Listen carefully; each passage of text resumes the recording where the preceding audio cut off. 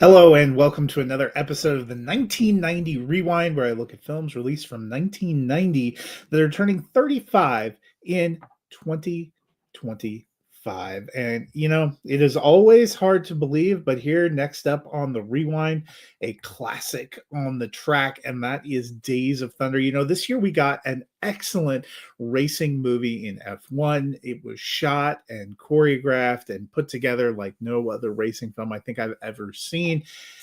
But it couldn't help but make me think of this classic Days of Thunder, which I hold up as one of the pinnacles of racing films for me personally.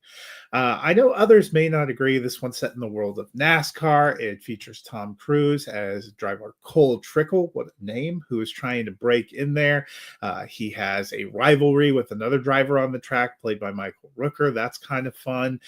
He has a rivalry with another driver played by Carrie Elway, which is kind of fun. Robert Duvall is his crew manager.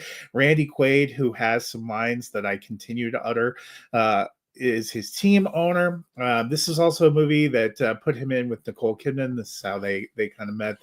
They play love interests here, but there are a lot of fun things. There are a lot of fun lines that they have. There are a lot of fun racing sequences. The story really works. You're really invested in this world, and that is kind of the part that it made me think about when we were talking about F1. F1, the craft, what Joseph Kosinski did with that was incredible. But here, what Tony Scott, a great action movie director, does with this movie is a lot of fun. There's a lot of comedy.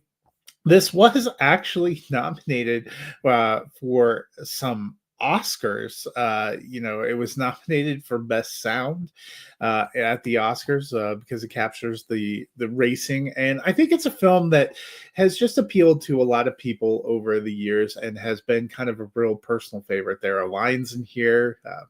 Something about a monkey and a football that come to mind often for me when things are going awry.